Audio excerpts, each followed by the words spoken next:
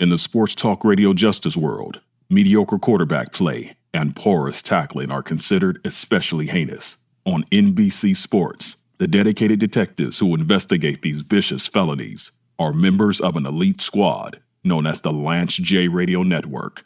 These are their stories. So, Rampage, I want to talk about something real serious. This show is really lighthearted, and we like to have fun. We like to have jokes. Talk about sports, talk about hip-hop. Mm-hmm. It's not supposed to be too serious. It's not supposed to be sanctimonious. It's not supposed to be political. But there's a topic that's going on that I just could not help but speak on, not because of the topic itself, but really the response that I've heard on sports talk radio and radio around the country just really incensed me. It made me angry. I usually don't care what other people think, but this really reeks of an agenda, and I wanted to speak on it with our platform. Go ahead. Kate Smith, who, if you've never heard Kate Smith before, kind of think of that classic 30s voice. Right.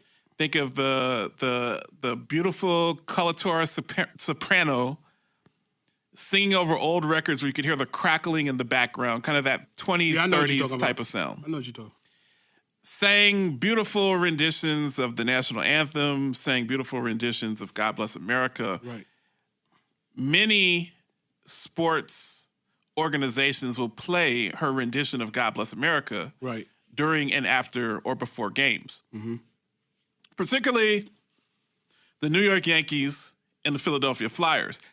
She's actually so famous with the Philadelphia fan base that there was a statue of her in front of the Philadelphia complex. In Philadelphia, if you go to their stadiums, all of their stadiums are together. Mm-hmm. So the Comcast Center, where the Sixers play and the Flyers play, is right next door to the football stadium, which is right next door to the baseball stadium. Right. Unlike most cities that have it scattered, everything is on the same street in the same area for easy access. It was uncovered, even though this isn't something that's new. There's a huge fuss about some things from her past. She sang, now remind you, this is the 30s. Right. There's a different time in America's history. Definitely a different time. Right. Different time, definitely. She sang some very regrettable songs, and I'm not going to play them on this show. Mm-hmm. She sang a song, one of the songs the two that really bothered me. She sang a song called, quote, "That's What Darkies Are For." Mm. And it's a very racist, hurtful, demeaning song. Basically, I'm not gonna recite the lyrics, but basically lyrics of things that, quote, darkies, meaning African Americans, meaning Negroes right. in the 30s, right. are for, such as cleaning and folding clothes. That's what it was and good things for. along they say, those times. Picking cotton, things right. along those times. Right. Then she sings a song, and there's a video on YouTube, and the video is what really made me angry. Right. She's singing a song called, quote, "Pickaninny Heaven." And in the video, now this is the 30s, so this is a long time ago. Right. But in the video are a bunch of young African-American / Negro kids. And she's singing this song to 4 and 5-year-old kids about Pickaninny Heaven. So if those kids are good and they grow up and do what they're told to be told by their master, by their parents, by their family, they can have the opportunity to, quote, go to Pickaninny Heaven when their life is over. So people uncovered that. There was a huge uproar. The New York Yankees and the Philadelphia Flyers made a decision that they did not want to play Kate Smith anymore. I wouldn't play it anyway. I agree. If they had played it, it really doesn't make my life any different if they play it, because I knew about this before this story came out. Right. The fact that they chose not to play it anymore, if they said, hey, we thought about it, this person represents a time in America's history that we don't want to support or we don't want to feed into, we're moving on. Right. I don't have a problem either way. No, but I understand why you would feel this way. And again, it should have been pulled to the light. You know what I mean? But again, they like to hide things from us. And sometimes we occasionally, when we internet surfing, because I do a lot of it, sure, we'll come up on things that, little slick stuff Elvis would say, or hillbilly something said something crazy, but they tucked it in, but they just wanted us to see it, but the government didn't want us to watch it. Or, this thing with the two teams and she's singing very offensive, very and hurtful stuff. But it's good that it's in the past, but we don't forget. It's in the past, but we don't forget. So this is what made me angry. Go ahead. I don't usually call out other radio show hosts. Right. I'm listening to Mad Dog Sports Radio. Mm-hmm. I'm listening to Scott Wetzel, who I listen to pretty much every night because I'm up late, right, working out, running at the track, and he's on. He's upset saying this is the PC police. This is what's wrong with this country, is that it's become so PC that anything that's happened in the past, we just want to erase it.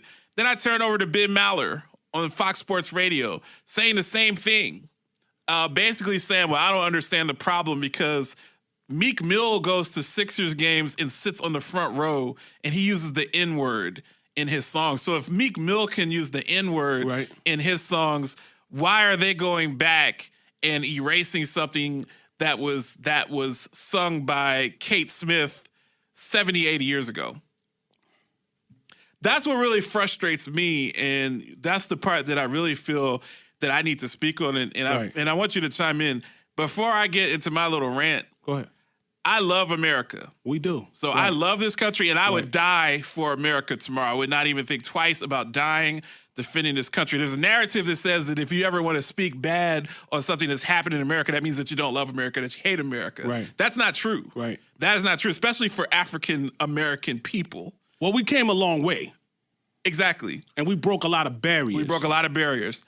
But what frustrates me, there are people out there that either are ignorant about racism, systematic racism, or they want to intentionally marginalize it for their own agenda. Now, I can't speak of the hearts of the two gentlemen that I commented on, or anyone that's commented on the show, or anyone that listens to KDUS.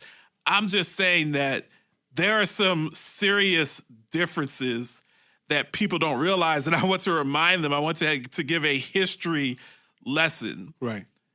African Americans in this country have dealt with things that non-African Americans in this country have not dealt with. Correct. Such as slavery. Correct. But after slavery, because that's a narrative that you hear over and over again. Well, slavery, that was 150 years ago. Right. You should be okay. What people don't understand is the systematic things since slavery, like Jim Crow, like redlining, when you can't get a house because there's actually literally a red line where the bank says we're not going to sell property to you to people of a color, darker hue in these particular zip codes. You're not welcome in these zip codes. Right. Have you ever heard of the Tuskegee experiment, where people were literally experimented on for drugs and vaccinations against their will, African-American individuals. Not to mention lynchings, Omaha, Black Wall Street. Like you got a long list. It's a long list. Lynching in Rosewood. We took a lot. Not to mention Cointelpro. Not to mention just a myriad of things that have happened. Now, I'm not one of those people, and politically, I've said over and over again, I have much more of a conservative political leaning belief. Right. But to use a sports analogy, Rampage, if your grandparents were denied learning to read and denied healthy food and denied the ability to have property that was of the same value, don't you think that would hurt you a generation or two later? Most definitely. You can't expect someone to be on par generationally, if your family had advantages 8-9 generations ago that some people are just getting. It would be like expecting an expansion team to win the Super Bowl their first year. Right. As opposed to the Patriots that had a great coach, had Tom Brady the GOAT for many, many years. And that's the part that just bothers me. It's just we cannot marginalize racism. Sometimes that it happened. I mean, we have to move on. Right. We can't revel in it. We definitely got to move on. We got to move on. And then you don't hear me barking and complaining. But sometimes I think people do things. Certain people do things to remind us that this is the color of our skin. To irk us. To put us in funky moods. Sure. Because they see how powerful we are. They see how talented we are. They don't want to give us these positions, to them, they want to make jokes of us. They want to. Sure. And ultimately, Rampage, this country and this globe is Right. at its zenith when we're all united, regardless of race, regardless of religion, regardless of creed, regardless of background. As human beings, we all have to come together. But as the segment ends, what I can't do is allow someone to say that these things that happened in the past are irrelevant and that you don't have a right to speak on them. They're going to offend some people. And if the Yankees and Philadelphia Flyers don't want to play it anymore, I'm okay with that. We'll To be my back. brother, before you say that, black is beautiful. Absolutely. Last Day Radio Network. After these messages, NBC Sports Radio.